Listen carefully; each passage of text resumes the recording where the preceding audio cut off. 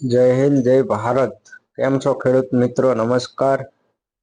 તો સરકારશ્રી દ્વારા એક જે પરિપત્ર, જે નવો પરિપત્ર જે જાહેર કરવામાં આવ્યો છે તેના વિશે હું કલ્પેશ મોડા એડવોકેટ આજે તમને જણાવીશ કે એકમાત્ર બચત રહેતી ખેતીની જમીન બિન ખેતી કરવાના કિસ્સામાં ખેડૂત પ્રમાણપત્ર આપવા બાબત જે ગુજરાત સરકાર મહેસૂલ વિભાગે 29/11/2024 ના રોજ જે પરિપત્ર જે કરવામાં આવ્યો છે, તો એ પરિપત્ર વિશે આપણે સંપૂર્ણ માહિતી આ વિડીયોની અંદર જોઈશું। તો ખેડૂત દ્વારા પોતાની એકમાત્ર બચત રહેતી જમીન બિન ખેતીમાં ફેરવવાથી ખેડૂત મટી જતો હોય તેવા કિસ્સામાં ખેડૂતોનો દરજ્જો ચાલુ રહે તે હેતુથી સરકારે જે જોગવાઈ જે કરવામાં આવી છે, તો આવા કિસ્સામાં ખેડૂત પ્રમાણપત્ર આપવા અંગેની બાબત સરકારશ્રીના વિચારણા હેઠળ હતી।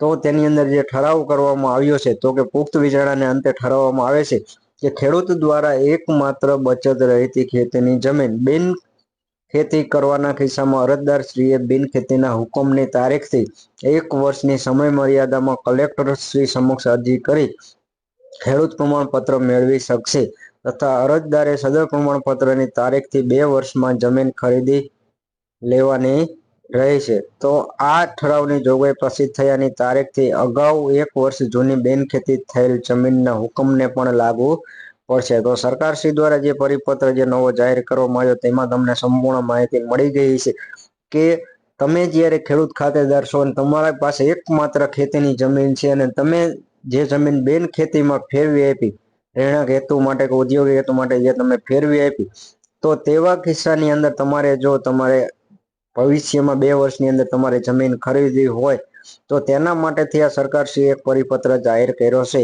કે જેની અંદર તમે કલેક્ટરની અંદર અરજી કરો અને તમે 2 વર્ષની અંદર તે તમે જમીન ખરીદી શકો છો। આવો પરિપત્ર જે સરકારશ્રી દ્વારા જાહેર કરવામાં આવ્યો છે અને અગાઉ જે તમે બિનખેતી કરી નાખીને 1 વર્ષ થઈ ગયું હોય તો તેવા વ્યક્તિ પણ બિનખેતી થયેલ હોય તો તે જમીનના હુકમને પણ આ નિયમ લાગુ પડશે। જય હિન્દ, જય ભારત।